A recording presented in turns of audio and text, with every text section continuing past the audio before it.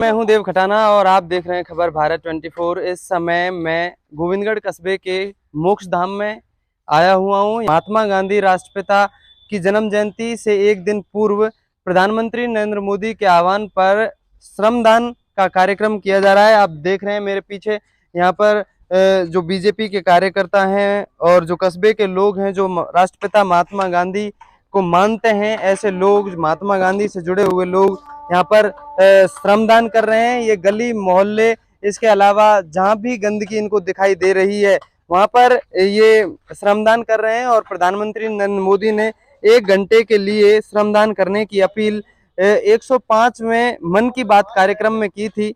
Bharatiya Janata party के नेता सुखवंत सिंह भी यहाँ पर पहुंचे हैं। वो भी आपको वीडियो में दिखाई दे रहे होंगे कि यहाँ पर श्रमदान वो कर रहे हैं। गांधी जयंती से एक दिन पहले प्रधानमंत्री नरेंद्र मोदी ने देश के नागरिकों से एक अनोखा आह्वान किया था। नरेंद्र मोदी ने कहा था कि एक दिन पहले आप पूर्व संध्या पर 1 घंटे का श्रमदान करें। उसी श्रमदान के क्रम में ये लोग मोक्ष धाम में पहुंचे हुए हैं। आप देख सकते हैं कि यहाँ पर जो घास जो मोक्ष धाम में खड़ी हो गई थी, एक तरीके से उसे हटाने का कार्य इन लोगों की तरफ से किया जा रहा है। 10 बजे ये कार्यक्रम शुरू हुआ। 10 बजे से 1 घंटे तक ये कार्यक्रम आसपास के गली मोहल्ले, आस पड़ोस की जगह पर यह कार्यक्रम इनकी ओर से किया जाएगा। राष्ट्रपिता महात्मा गांधी ने एक सपना देखा था कि भारत को स्वच्छ बनाना है। उसी क्रम में नरेंद्र मोदी जो देश के प्रधानमंत्री जब 2014 में बने थे, उस समय नरेंद्र मोदी ने भी एक सपना देखा था कि महात्मा गांधी के सपने को वो साकार करेंगे। और 2014 में उन्होंने ये इस सपने को साकार करने के लिए ये स्वच्छता अभियान चलाया था।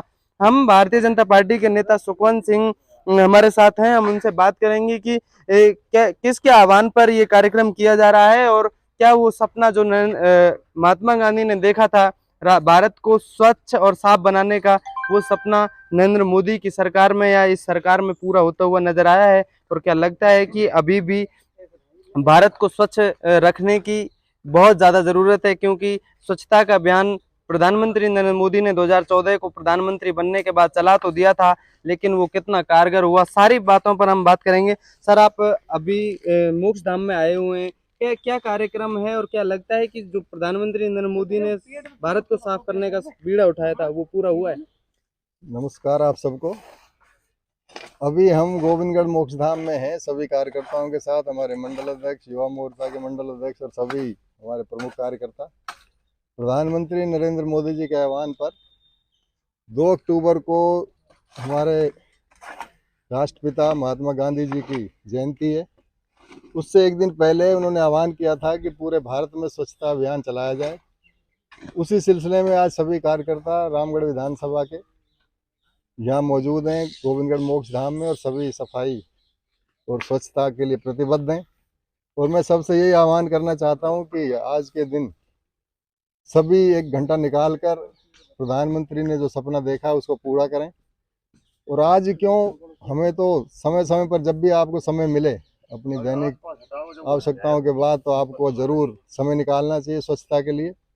हमारे प्रधानमंत्री जी ने जो सपना देखा है उसको सभी साकार कर सके। मैं सब कार्यकर्ताओं का भी धन्यवाद दूंगा कि उन्होंने सुबह यहाँ समय निकाला। हम सभी यहाँ आज इस कार्य में व्यस्त हैं, सब लग रहे हैं। राष्ट्रपिता महात्मा गांधी ने सपना देखा था कि जो गंदगी भारत में उस समय हुआ करती थी उसे साफ किया जाए। उस सपने को साकार करने के लिए नरेंद्र मोदी ने प्रधानमंत्री बनने के बाद से स्वच्छता अभियान चलाया। क्या आपको लगता है कि वास्तव में जो सपना नरेंद्र मोदी देख रहे हैं या सफाई करने का, जो ये एक महज खाना पूर्ति बन के रह गया है, लोग अभी भी इस चीज को मन में नहीं उतार रहे हैं, अभी भी गंदगी यूं ही फैलाते हैं? देखिए, आज से पहले जो सरकारें चलती थी वो नारों में चलती थी। नारा दे दिया, गरीबी हटाओ, स्वच्छता हटाओ, ये करो वो करो, लेकिन धरातल पे कुछ होता नहीं था। 2014 के बाद लोगों ने देखा है कि वास्तव में प्रधानमंत्री जी जो कहते हैं वो करते हैं। उन्होंने स्वच्छता अभियान को आगे रखते हुए महिलाओं के लिए, जो आज जो महिलाएं वही महसूस कर सकती है कि मुझे शौचालय की कितनी आवश्यकता है, उसका बीड़ा उठाया और आज घर घर में शौचालय बन गए। तो एक सम्मान है महिलाओं के लिए भी। तो मेरा यही मानना है कि सरकारों को जो बोलती हैं अपने घोषणा पत्रों में या अपने प्रतिबद्ध होती हैं जनता के प्रति, उन्होंने कभी कुछ किया ही नहीं था। जब समय आता अगला चुनाव, फिर वही घोषणा वापस आ जाती। लेकिन प्रधानमंत्री नरेंद्र मोदी जी उसको इम्प्लीमेंट करते हैं, धरातल पर उतारते हैं, चाहे वो बड़े इशू हो या जो जनता से जुड़े हुए इशू हों, उनका सबका उन्होंने करके दिखाया। तो ये इसके लिए मैं प्रधानमंत्री का आभार प्रकट करता हूँ। लेकिन सर आपको लग रही है नहीं, जनता को भी सुधरना पड़ेगा ना, ये तो सफाई अगर देखिए, जनता देवतुल्य है और जनता का आशीर्वाद से ही दोबारा पूर्ण बहुमत की सरकार बनी है। और इस बार भी सरकार 2024 में केंद्र में और 2023 में भी चुनाव राजस्थान में होने जा रहे हैं, उसमें भी भारतीय जनता पार्टी की सरकार बनेगी। हाँ, कुछ व्यक्ति हैं जो मानसिकता जिनकी छोटी है वो दाएं बाएं करते हैं, लेकिन अधिकतर जनता देवतुल्य है, सभी सम्मानित है और उनके सहयोग से, उनके आशीर्वाद के बिना इतना बड़ा जनादेश नहीं प्राप्त किया जा सकता। तो ये थे भारतीय जनता पार्टी के नेता सुखवंत सिंह, जो आप देख रहे हैं अभी भी ये श्रमदान ये कर रहे हैं मोक्ष धाम में। इसके अलावा और भी जगह जहां इनको गंदगी नजर आ रही है, ये रुक रुक कर वहां श्रमदान अपनी तरफ से सफाई करने की कोशिश, और एक मैसेज भी जाएगा कि इतने बड़े जो नेता हैं वो नेता अगर वो खुद सफाई करने फील्ड में उतर गए हैं तो क्यों ना कहीं जो छोटे छोटे कार्यकर्ता हैं वो भी सफाई करें।